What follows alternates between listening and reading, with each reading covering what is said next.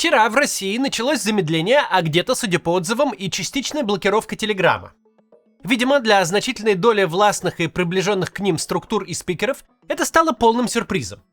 Разговоры с источниками, публикуемые «Медузой», свидетельствуют, что ничего такого не планировалось. А за мессенджер вступились даже такие неожиданные люди, как Екатерина Мизулина, апостол блокировок в России.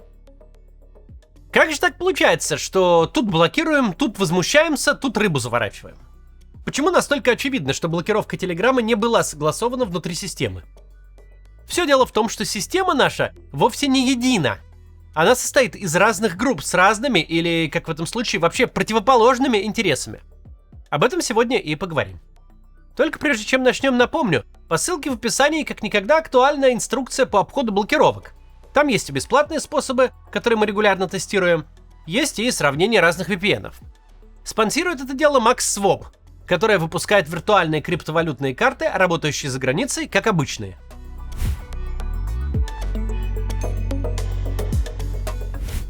Итак, система состоит из разных групп с разными интересами. Существует часть российского государства, ответственная за всю историю с импортозамещением в интернете. Мессенджер Макс — это ж просто венец этой истории, но началось все не с него. Результаты импортозамещения Ютуба, Инстаграма, Ватсапа, Телеграма, вообще всего на свете, мягко говоря, не впечатляющие. Если бы мы с вами были на месте российского начальства, которое собирается строить суверенный интернет, то, посмотрев на результаты спустя несколько прошедших лет и потраченных миллиардов, мы бы решили всю эту ВК-группу разогнать. Ведь у них задача-то какая была? Создавать сервисы, которые оттянут на себя львиную долю аудитории крупнейших западных площадок. И в тот момент, когда ото всех этих ютубов, ватсапов и прочих телеграммов останется только скелет бесплотия, без больших звезд и аудитории, прихлопнуть их без политического вреда для себя. Результатом такой работы должно стать превращение Ютуба и Телеграма в Facebook и Twitter. В сервисы, блокировку которых большинство граждан не заметит. Грубо говоря, у всех этих импортозаместителей соцсетей была одна единственная задача. Чтобы в момент блокировки Ютуба и Ватсапа народ массово не ломанулся ставить VPN. Ведь это полностью обессмысливает государственные усилия по контролю за интернетом. Ради этого отсыпали миллиарды. Ради этого дважды купили шоу «Что будет дальше?». Ради этого Артемия Лебедева к себе затащили, а к каждому заметному YouTube-селебрити подогнали вагонетку денег. Устраивали умопомрачительно дорогие ВК-фесты, запускали шоу с телевизионным продакшеном. А в результате этих очень больших, очень дорогих и очень помпезных государственных усилий случился провал. Абсолютно все креаторы, которые могли вернуться на YouTube, которых не забанили там окончательно, вернулись туда при первой же возможности.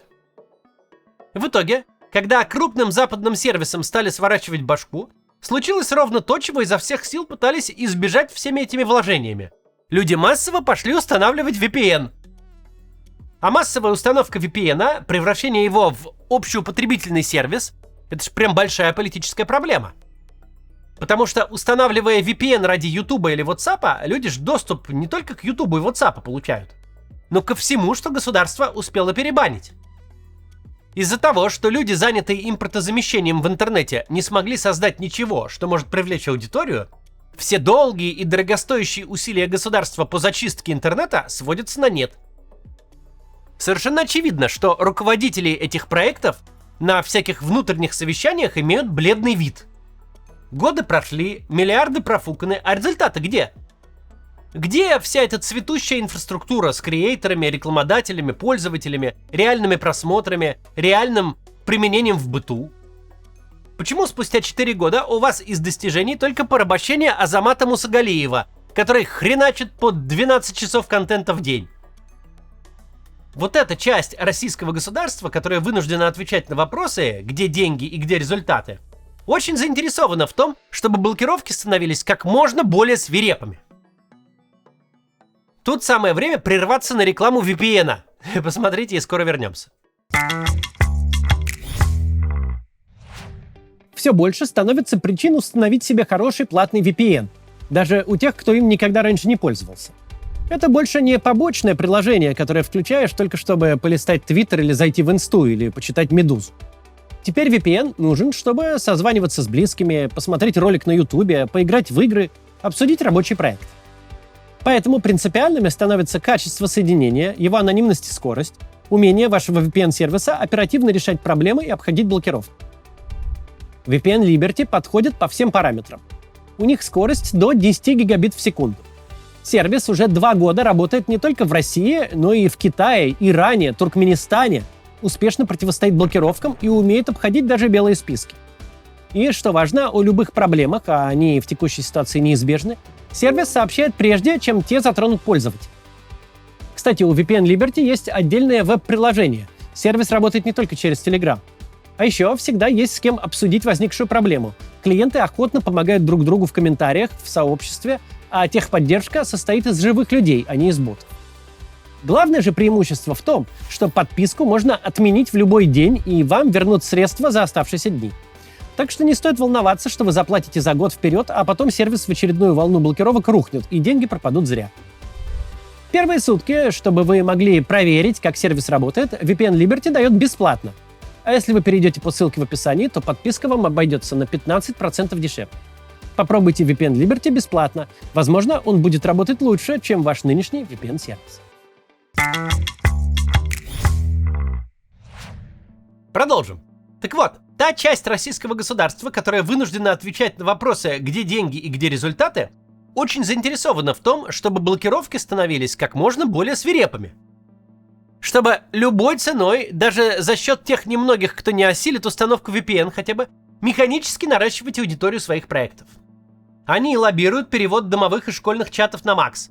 Они пытаются затащить в местные каналы важных блогеров и СМИ. Они та сила, которая будет толкать самые лютые ограничения. Понимая, что иначе никаких цифр роста не покажут. Ведь если не покажут, то рано или поздно начнется разбирательство. Кто провалил важную государственную программу всеобщей цензуры?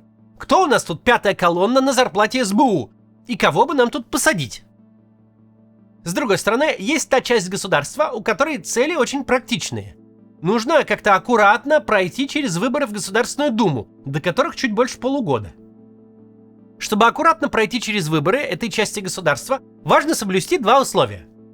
Во-первых, сохранить инфраструктуру интернет-пропаганды.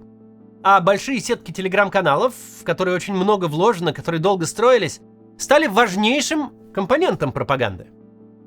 Верить в светлое будущее мессенджера Макс, когда нужно формировать нарративы прямо сейчас, это утопия.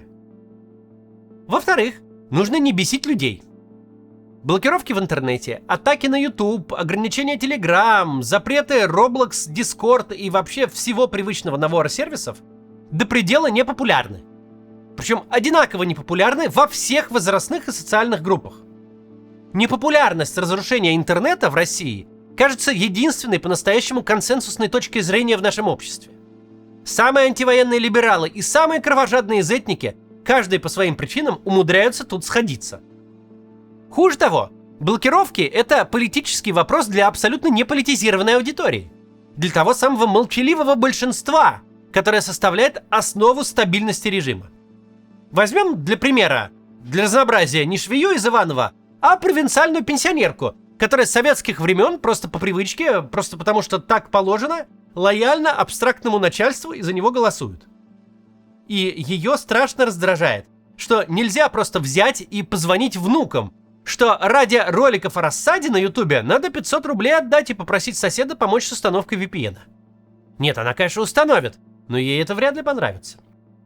Или учительницу начальных классов, которой государство платит 2 рубля рублями, а остальное пиздюлями. Каждый раз выдумывая, чем она еще должна заняться, помимо обучения детей.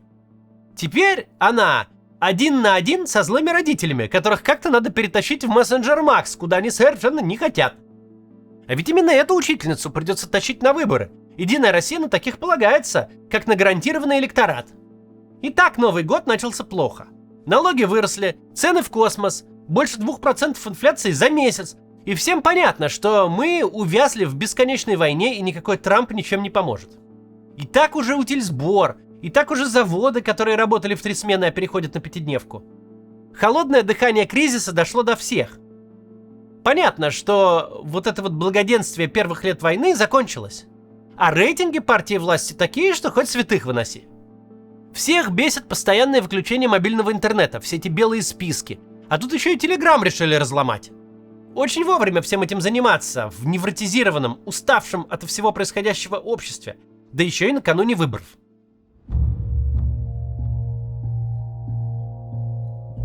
Перед нами тот редкий случай, когда мы можем наблюдать реальность. Российское государство — это не монолит, который руководствуется какой-то единой логикой. Государство одной рукой блокирует Телеграм, но тут же в паблик прям без стеснения вылазят и депутаты, и Мизулина, и активно против этого выступают. Тут же активно организуются утечки, дескать, нет-нет, вы чего, никаких блокировок пока не планируется вовсе. Вот именно в такие моменты мы понимаем, что никакого монолита нет. Есть разные группы интересов. Кому-то надо любой ценой отчитаться за свой мессенджер Макс, пока по их душу не приехали врачи из Следственного комитета. А кому-то надо как-то дожить до осени и переползти через выборы. Эти в полном ужасе пытаются откатить все назад. Помните, мы говорили, что усталость Путина от войны, отсутствие центральной руководящей воли неизбежно приведет к управленческому бардаку.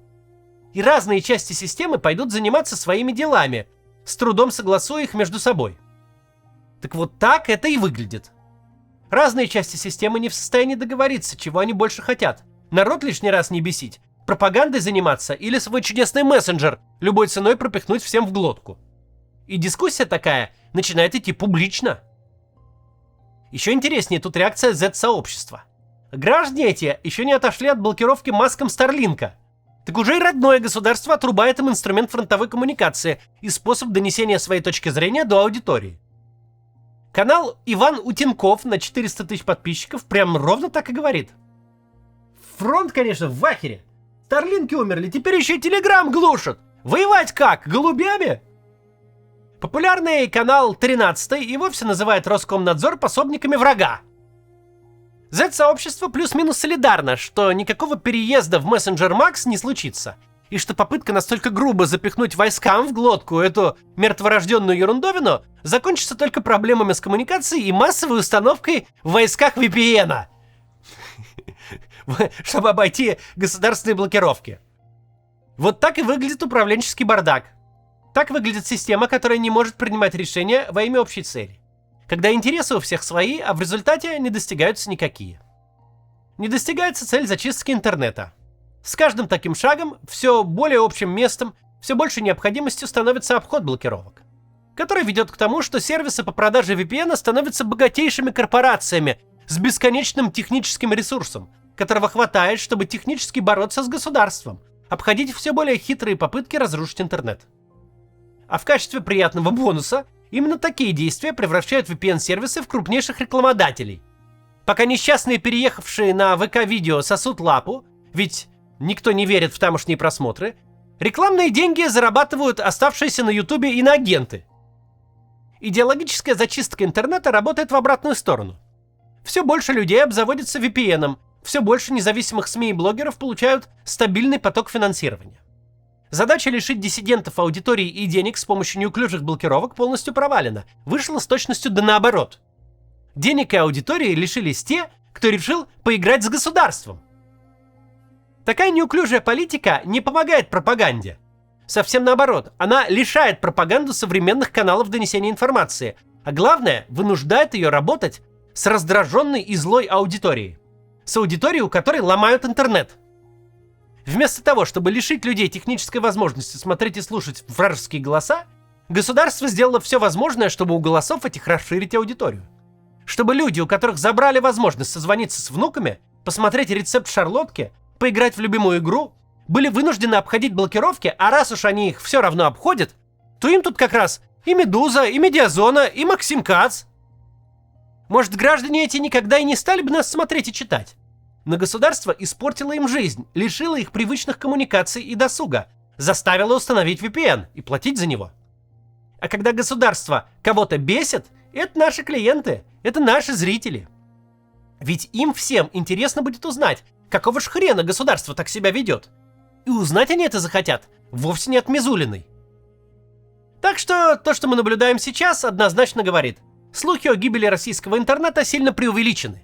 Государство слабо представляет, что оно хочет, и совершенно разнонаправленные действия делает.